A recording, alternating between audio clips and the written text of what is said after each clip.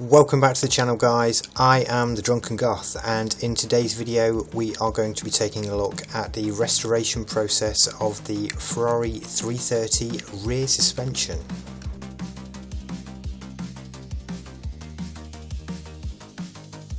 So as always, we start with the strip down process, and once the car is up on stands we begin by removing the rear shock absorbers before then starting to move on to draining the calipers. Start removing those calipers, get those out of the way, and then as you can see here we start working on the arms so that that rear axle is basically just suspended initially on the leaf springs.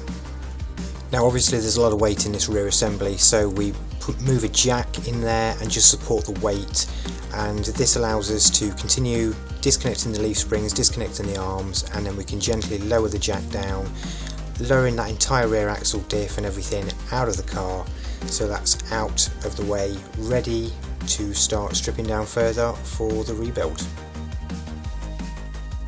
Now once that's out of the way of the car, we can get rid of those leaf springs, take them off completely, any of the remaining arms that are still attached, so that we end up essentially with the rear diff and the axle tubes.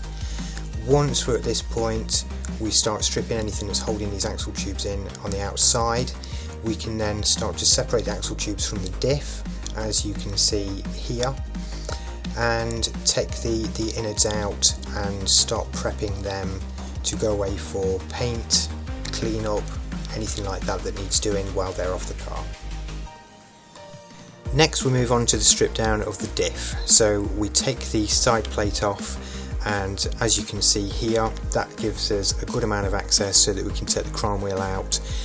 Basically that entire assembly comes out and we are left with virtually the empty casing of the diff. So as you can see here, that more or less leaves us all the parts now separated, ready for clean up and sending to their individual places for the various restorative processes. So we have a box of plating, we have powder coating, and as you can see here, all the powder coating comes back.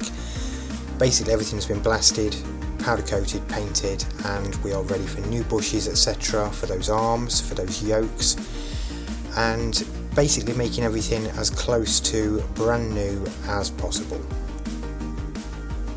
So moving back onto the diff, during the strip down process we give it a damn good inspection, making sure there's no damage and just making sure there's no serious problems with it, before then cleaning everything up, making sure everything's in top condition, and then moving on to recoating the inside.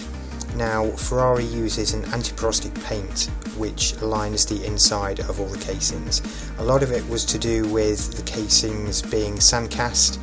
Originally they couldn't get all the sand out, so their solution was to paint it in, but it does mean it has this very distinctive red, sometimes green anti-porostic paint painted on the inside of all the casings.